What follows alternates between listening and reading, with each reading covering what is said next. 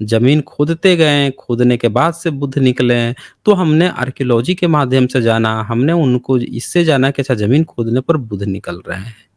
तो सबसे best method है बुद्ध को जानने का, जो खोए हुए बुद्ध हैं, जो लॉस्ट बुद्ध हैं, उनको जानने का सबसे अच्छा माध्यम है कि आर्कियोलॉजिकल एविडेंस से जानें। अच्छा, आर्कियोलॉजिकल एविडेंस में क्या घपला है? आर्कियोलॉजिकल एविडेंस का सबसे बड़ा घपला ये है कि जैसे ही कोई प्रमाण निकलेगा, रहेगा वो बुद्धिस्ट का, लेकिन ब्राह्मण क्या कर देगा कि ये ना हमारे हिंदू धर्म का है। वो ऐसे दिखाएगा ये हमारे हिंदू धर्म का है। जैसे किसी बोधिसत्व की मूर्ति निकलेगी तो कह देगा ये हमारे विष्णु हैं, ये हमारे दुर्गा हैं, हमारी काली हैं और रहेगा वो बोधिसत्वों का, चाहे मेल और फीमेल का। तो यहाँ से इनकी चोरी पकड़ी जाती है। इस पर बड़ी अच्छी एक किताब लिखी है, खोए हुए बुद्ध की खोज। किताब का ही नाम है। इसको शुरू करने से पहले जो है मैं लीगल डिस्क्लेमर दिखा देता हूँ। साथियों, आप जानते हैं कि यहाँ पे जो भी प्रेज़ेंटेशन होती हैं, डिबेट्स होती हैं, यहाँ पे जो भी बातें होती हैं उनका उद्देश्य साइंटिफिक टेम्परामेंट को एनकरेज करना होता है। तो आपने नाम सुना होगा डॉक्टर राजेंद्र प्रसाद सिंह जी का। उन्होंने किताब ही लिखी है खोए हुए बुद्ध की खोज। ये आप में से काफ़ी सारे लोग पढ़ भी चुके होंगे, जो लोग नहीं पढ़े हैं फिर से पढ़ लीजिए, जो लोग पढ़ चुके हैं दोबारा रिवीजन कर लीजिए। एक-एक बात में बड़ी चुटीली अंदाज में बहुत ही अच्छे ढंग से वो खोद देते हैं। जो कब्र होता है ना ब्राह्मण धर्म की, उसको खोद देते हैं, पता भी नहीं चलेगा और उस खुदाई से बुद्ध निकल आएँगे। खुदाई हो रही होगी ब्राह्मण धर्म की निकलेंगे वहाँ से बुद्ध। ये देखिए बड़ा रहस्य है। इसका कारण ये है कि बुद्ध की कब्र पर ही वो बैठा हुआ है। भाई हम लोग तो भारत के इतिहास खोजते हैं। हम लोग बात करते हैं भारत के इतिहास की, हम तो उन धूर्तों की बात करते हैं जो हमारे पूर्वजों का इतिहास बर्बाद किया, हमारे देश का इतिहास बर्बाद किया, हमारे कल्चर को बर्बाद कर दिया। यहाँ पे कुछ बेवकूफ़ लोग हैं वो समझते हैं कि उनके धर्म की बात हो रही है। अरे भैया, तो तुम काहे लिए बर्बाद कर दिए भारत का संस्कृति कला को? क्यों उनके कल्चर से खिलवाड़ कर दिया? अगर तुमको लगता है कि तुम ही खिलवाड़ किए हो तो तुमको समझ में आता है, क्या तुम ही किए हो? नहीं आता है तो हम लोग तो अपने कल्चर की बात कर रहे हैं ना, हम लोग तो अपने भारत देश की बात कर रहे हैं कि हमारा इतना रिच हेरिटेज था, इतना कल्चर था, हैं?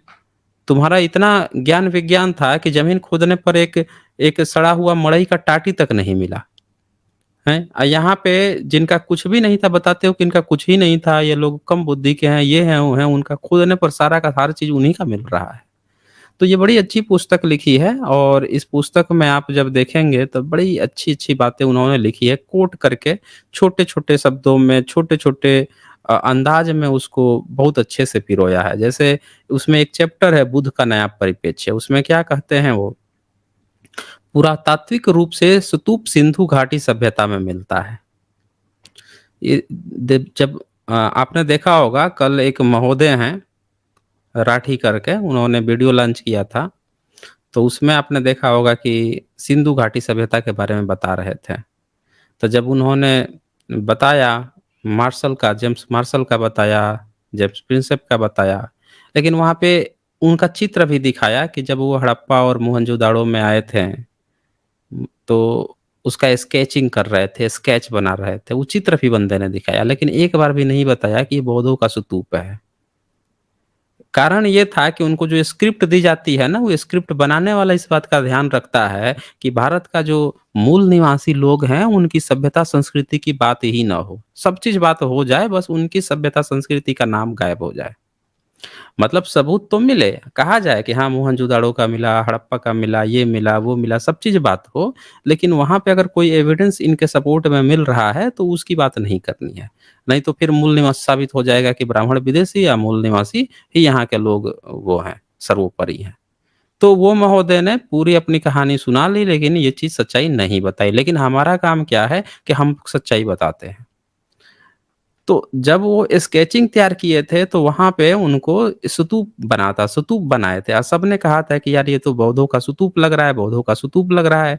लेकिन वहाँ पे क्या हुआ कि अब लोगों को तो ये पता था कि कुषाण वंश या ये जितने भी स्तूप वगैरह हैं, ये पहली दूसरी सदी से बनने शुरू हुए हैं। वैसा उस समय ज़्यादा आर्कियोलॉजी नहीं थी, तो उन लोगों का ऐसा अनुमान था कि तभी से बनने, तो सबने सोच लिया कि पहली दूसरी सदी का ये होगा स्तूप।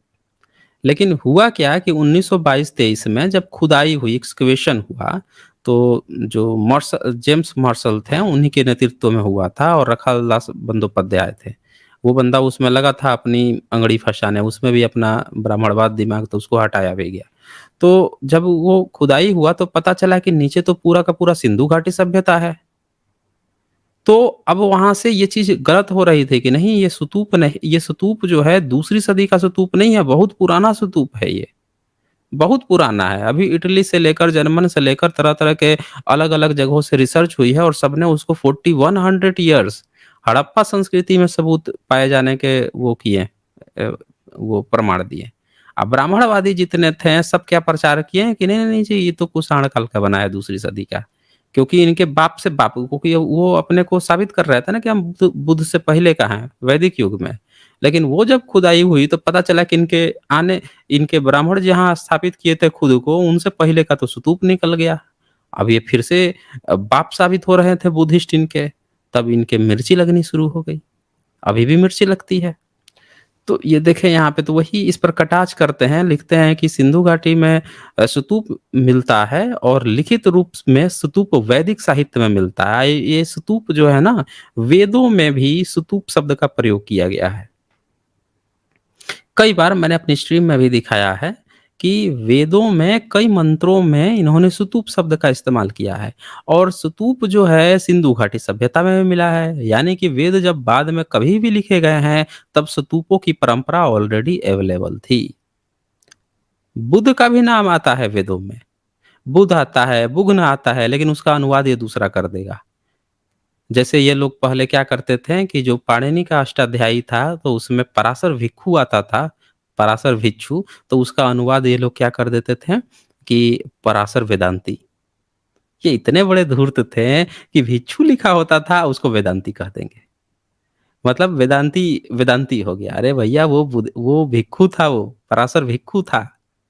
तो वो भिक्षुओं की बात उसी तरह से जब बुद्ध का नाम आता है तो उसका अर्थ ये दूसरा कर देंगे, नहीं तो उससे साबित हो जाएगा ना कि ये पुराने हैं। तो वही यहाँ पे तो ये कटाक्ष लेते हैं, सिंधु घाटी की सभ्यता प्राचीन हो चाहे वैदिक युग, स्तूप तो दोनों में है। समझ रहे हैं ना, कटाक्ष मारे हैं वहाँ पे। आगे लिखते हैं, मनुष्य का धर्म परिवर्तन पढ़े होंगे, मूर्ति का धर्म परिवर्तन पढ़िए। जितेंद्र पुष्प गया के सौजन्य से। देखिए ये भी कितना अच्छा कटाक्ष इन्होंने कहा है, बोल रहे हैं कि मनुष्य का तो धर्म परिवर्तन आपने देखा होगा, और भारत में तो मूर्तियों का ही धर्म परिवर्तन कर दिया गया। अब ये उदाहरण देखिए, यहाँ पे आपको दिख रहा होगा ये मूर्ति। अब ये मूर्ति आपको देख के किसकी लग रही है? बताइए। ये मूर्ति जो है किसकी लग रही है आपको देखकर? सब लोगों को लग रहा होगा कि अरे ये तो बुद्ध की मूर्ति है। लेकिन आपको जानकर हैरानी होगी कि इनके आगे जो है एक कटोरा पकड़ा दिए हैं सब, उसमें तेल डाल देते हैं, कहते हैं तेलिये बाबा हैं। ब्राह्मण पंडा पुरोहित जो है इनको तेलिये बाबा बना के आज वहाँ मंदिर खोल के वहाँ ढाबा चला रहा था इनके नाम पे। तेलिये बाबा नाम के, तेलिये भैरव बाबा नाम से चल रहे थे। आप और भी चले जाइए, आप बैजनाथ धाम चले जाइए, वहाँ पे भी भैरव के नाम पर बुद्ध की मूर्ति बैठा रखा है। बुद्ध की मूर्ति को कहीं भैरव बना देगा, कहीं तेलिये बना देगा, कहीं पे दुर्गा काली, कहीं पे हनुमान बना देगा। यही सारी बातें यहाँ पे लिखी हुई है पूरे न्यूज़पेपर में, जिसको उन्होंने हाइलाइट किया है।